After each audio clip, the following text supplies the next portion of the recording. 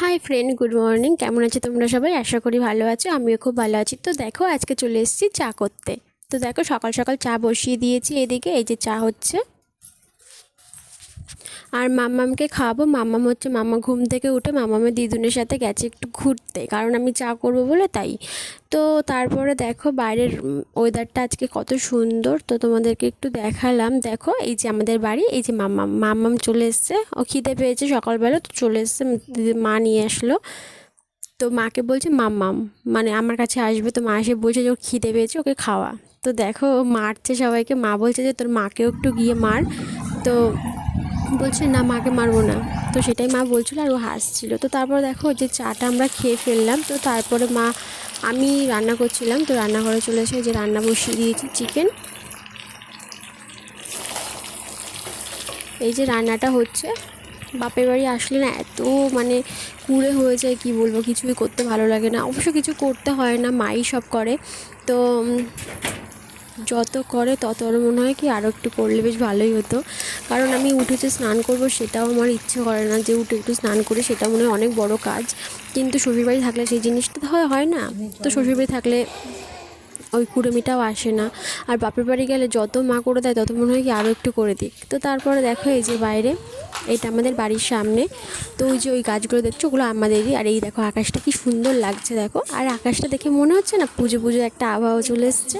হ্যাঁ, পুজো তো চলেই এসছে, আর 1 মাস বাকি মাত্র। 1 মাসও মনে হয় বাকি নেই।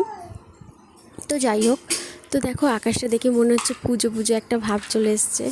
তো এই যে দেখো, এই যে আমার মা গাছ লাগিয়েছে, দেখো কত পুঁইশাক গাছ হয়েছে। তারপরে এপাশে ফুল গাছ হয়েছে, কুমড়ো গাছ হয়েছে। তো বাড়িতে সব কিছুই আছে, কিছু কিনে খেতে হয় না বলতে, মাছটা আর মানে তেল মশলা কোনো সবজি কিনে খেতে হয় না। তো তারপরে দেখো, এই যে রান্না করতে করতে মা বলছে তুই সর, আমি রান্নাটা করছি, তুই ওকে খাইয়ে দে, মানে মাম্মামকে খাওয়ানোর কথা বলছিল। তো বাপের বাড়ি বুঝতেই পারছো, কোনো একটা কাজ করতে আসলে মা আগে থেকেই বলে করতে হবে না, সর বা কিছু। তবুও মাকে বলছি, মা তুমি এত করছো, আমি তো বাড়িতে গিয়ে কুড়ে হয়ে যাবো, আর কিছুই করতে ভালো লাগবে না। তো মা বলছে তুমি না, সব মেয়েরাই বাপের বাড়িতে আসলে এরকমই হয়। তো তারপরে দেখো রান্নাটা মা কমপ্লিট করেছে, খাওয়া দাওয়া করে রেস্ট নিয়ে একটু ঘুমিয়েছিলাম। তারপরে বিকেলবেলা মামামকে নিয়ে ঘুরতে বেরিয়েছিলাম। আর মাম্মাম আমাদের এখানে এসে দেখো ছাগল দেখে এত খুশি হয়েছে। ছাগল, গরু, মাঠ, হাঁস, মুরগি, গ্রাম অঞ্চল বুঝতেই পারছো। তো মাম্মাম এগুলো দেখে এত খুশি হয়েছে। দেখো ছাগলগুলোকে নিয়ে যাচ্ছে বাড়িতে, ও তাড়াচ্ছে ছাগলগুলোকে।